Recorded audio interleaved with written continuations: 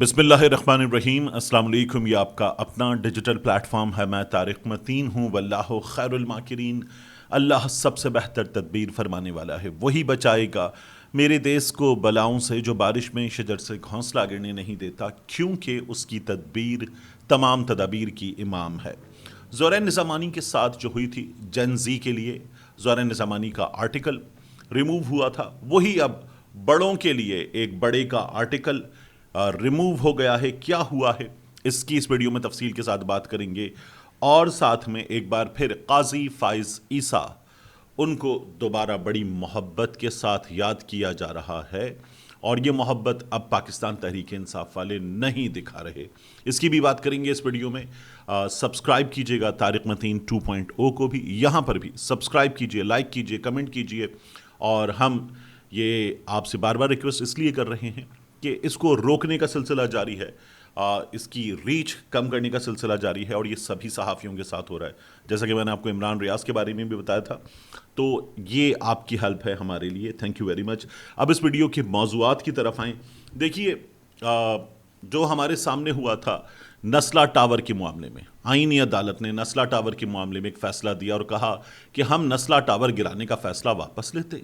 नस्ला tower गिर चुका था, फारिग हो चुका था मामला, 43 ख़ानदान, 11 मंजिला इमारत, सब ख़त्म, और उसके बाद ये फ़ैसला दे दिया गया। वो फ़ैसला क्यों दिया गया था, ये बात की जा रही थी। अब एक और फ़ैसला आ गया है। फ़ैसला क्या आया है? मुनाल, इस्लामाबाद में, ऊपर पीर सुहावा पर, वो खूबसूरत रेस्टोरेंट जहाँ से इस्लामाबाद की तस्वीर बनती थी, दुनिया भर के लिए एक ज़बरदस्त किस्म का कलेक्शन बनता था कि कितना खूबसूरत है इस्लामाबाद। इस्लामाबाद के पहाड़ों से इस रेस्टोरेंट से नज़ारा देखिए। लोग जाते थे, मेमोरीज़ जमा करते थे। बहुत खूबसूरत रेस्टोरेंट, बड़ी तारीफ़ें होती थी। लेकिन कितना लीगल? काजी फाइज ईसा ने इस मामले पर फैसला दिया, अदालत में केस चला और मुनाल गिराने का हुक्म दे दिया गया। मुनाल गिराया गया, उस पर जो अपीलें थी वो भी खारिज हो गई और मुनाल गिरा दिया गया।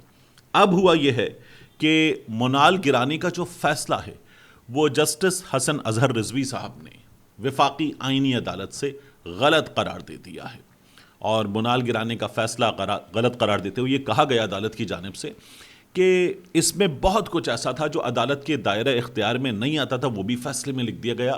तो ये फैसला हम फारिग कर रहे हैं। काजी फाइज ईसा का फैसला, जिसे बहुत ज़्यादा याद किया जाता था, फारिग कर दिया गया। जो फैज़ाबाद धरना था वो हुकूमत ने फारिग कर दिया था। ये जो केस है ये वफाकी आइनी अदालत ने फारिग कर दिया। तो काजी फाइज ईसा के पल्ले क्या बचता है, ये इस्लामाबाद के सहाफ़ी पूछ रहे थे। बचता है, काजी फाइज ईसा ने बल्ले का निशान छीना था। ये काजी फाइज ईसा के बदतरीन फैसलों में था। काजी फाइज ईसा ने अपने असासे जाहिर कर दिए, मनी ट्रेल नहीं दे सके। ये काजी फाइज ईसा के बतौर सुप्रीम कोर्ट जज, उनके ऊपर एक ऐसा दाग है कि इस दाग को वो कभी धो नहीं सके, तो ये भी उनके पल्ले बचता है। मगर इसको एक और तरह से देखने की ज़रूरत है। काजी फाइज ईसा साहब वैसे भी जा चुके, तो साइड पे कीजिए। पाकिस्तान तहरीक इंसाफ ने क्या किया है? अब वफाकी आइनी अदालत के इस फैसले को देखते हुए पाकिस्तान तहरीक इंसाफ को देखिए वफाकी आइनी अदालत का जो क़याम था वो इसलिए अमल में लाया गया कि आइनी मामलात, ये देखिए कि सुप्रीम कोर्ट दीगर मामलात देखिए कि बहुत ज़्यादा केसेस हैं, जान छुड़ाएंगे, इतना बर्डन क्यों?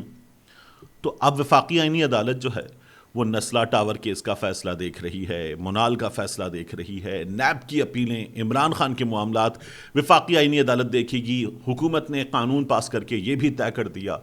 बैरिस्टर गौहर ने क्या किया, अली ज़फ़र साहब ने क्या किया, बाबर आवान साहब ने, हामिद खान साहब ने, इतने बड़े बड़े कानूनी दिमाग पूरी जमात वकला के पास क्या किया?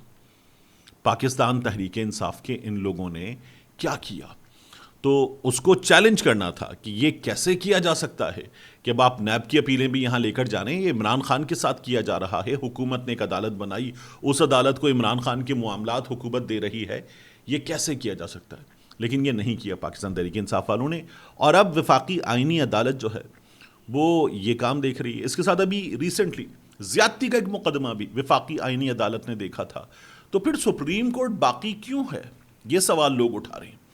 तो अब देखिए, मुनाल का भी फैसला आ गया है, ये हमारे सामने सिचुएशन है। तो पाकिस्तान तहरीक इंसाफ को इस फैसले में से सोचना यह है कि उनके साथ क्या हुई है, और इसको एक और लिहाज से भी देखा जा रहा है कि एहसन भून साहब जो इस अदालत में وکیل تھے. وہ احسن بھون صاحب جو ہیں وہ جوڈیشل کمیشن میں ان ججز کے ساتھ بیٹھتے ہیں اور بیٹھ کر فیصلے کرتے ہیں.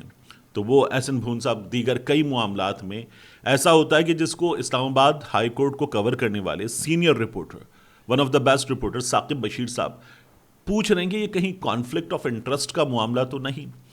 تو اب پاکستان تحریک انصاف کے لیے اس میں سوچنے کے لیے بہت کچھ ہے، اور پاکستان تحریک انصاف والوں نے بار بار عمران خان کے معاملے میں، عمران خان کے کیسز کے معاملے میں، عمران خان کی رہائی کے لیے کے معاملات کے لیے، عمران خان کے لیے ریلیف حاصل کرنے کے معاملات میں ٹرین مس کی ہے، بار بار کی ہے.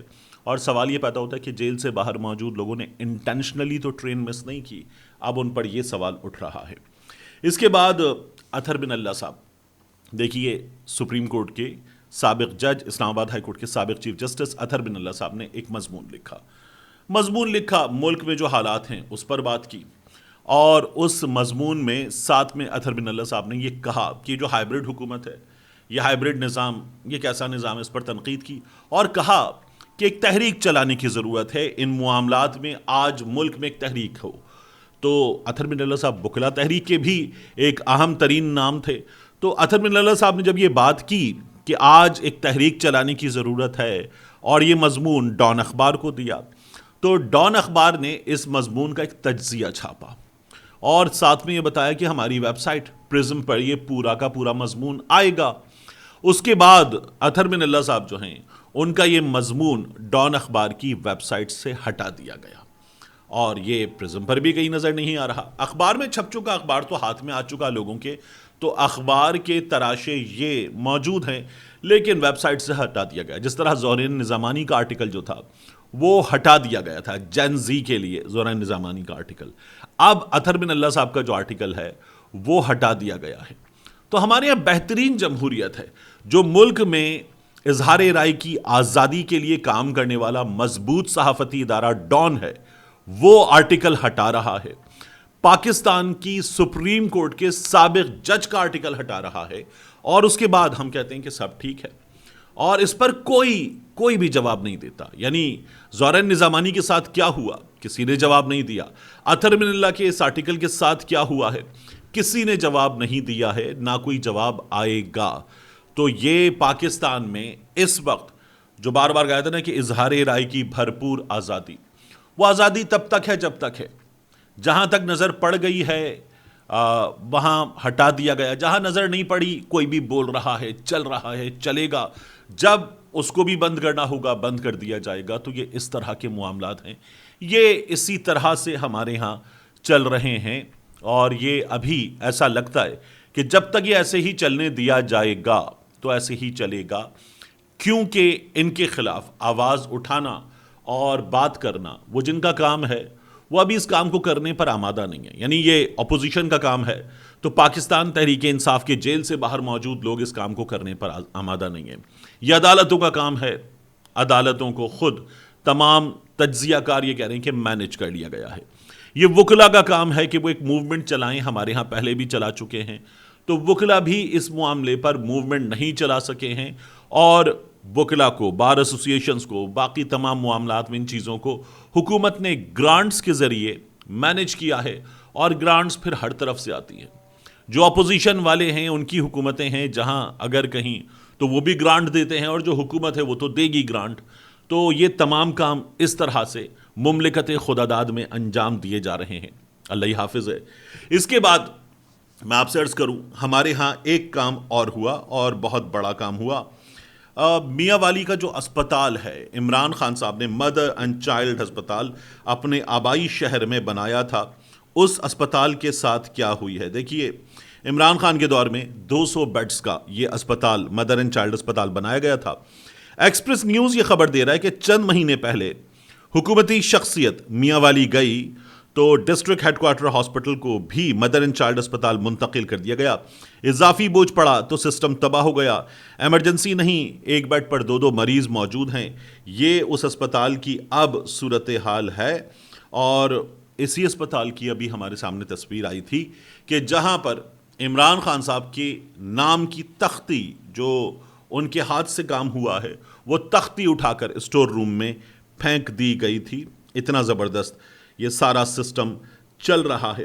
اس کے بعد مسلم لیگ نون کے ایم پی اے ہیں, انہوں نے چھاپا مارا, شوکت بھٹی صاحب نے, اور یہ لیگی ایم پی صاحب نے چھاپا مارا سرکاری دفاتر پر. ریونیو دفتر کرپشن کی جڑ ہے, یہ انہوں نے فیصلہ سنا دیا. عوام کو لوٹا جا رہا ہے, یہ انہوں نے فیصلہ سنا دیا, اور کہا کہ جو مریم نواز شریف کی بنائی ہوئی پیرا فورس ہے, اس کی لوٹ مار کے میرے پاس ثبوت ہیں. ریکارڈ چاہیے تو اسسٹنٹ کمشنر تحصیلدار میرے ڈیرے پر آئیں, معافی مانگیں. یہ حکومتی ایم پی اے ہے اور یہ کہہ رہا ہے کہ اسسٹنٹ کمشنر میرے ڈیرے پر آئے معافی مانگے, تحصیلدار میرے ڈیرے پر آئے معافی مانگے, اور ریکارڈ مجھ سے لے کر جائے, میرے پاس کرپشن کے ثبوت ہیں. اور ایم پی اے صاحب نے وہ کیا ہے جو ان کی جیورسڈکشن نہیں ہے. پھر اس کے بعد ایم پی اے صاحب اگلا کام وہ کروانا چاہتے ہیں معافی منگوا کر جو ان کی جیورسڈکشن نہیں ہے, اور یہ حکومتی جماعت کے لوگ ہیں.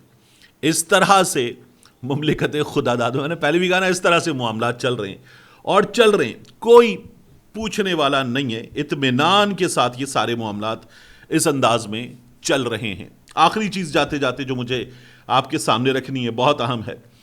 نیلم جہلم ہائیڈرو پاور پروجیکٹ, ہمارے ہاں بڑا شور تھا اس کا. 29 ارب 41 کروڑ کے خسارے کا انکشاف ہوا اس معاملے میں. اس کا جو پاور ہاؤس ہے وہ بند, پروجیکٹ کو 99 ارب 17 کروڑ 100 ارب کا نقصان ہوا. اور اس میں پھر ٹنل بار بار گرنے کی تحقیقات وہ بھی نامکمل ہیں, اور یہ بند کر دیا گیا ہے. ابھی ہمارے سامنے خبر آئی مارچ 2028 تک. تو جس طرح سے یہ پوری حکومت معاملات چلا رہی ہے, پاسکو میں نقصان, یہاں نقصان, دیگر معاملات میں خسارے, دھڑا دھڑ نچکاری پر کام اور جان چھڑانے والا سلسلہ. پنجاب میں Nawaz Sharif school of eminence outsource کرو, اسکولز آؤٹ سورس کرو, باقی چیزیں آؤٹ سورس کرو, اور اس کے بعد جو ستھرا پنجاب پروگرام ہے اس کے ٹھیکیدار اخبار میں اشتہار دے کر وہاں پر حکومت سے اپیل کر رہے ہیں کہ ہمیں ہمارے پیسے دے دو. تو ایسے معاملات کی حکومت چلا رہی ہے, اور اس کو یہ لوگ چھاپے مار کر غیر قانونی کام کر کے کہہ رہے ہیں یہ بہترین گورننس ہے.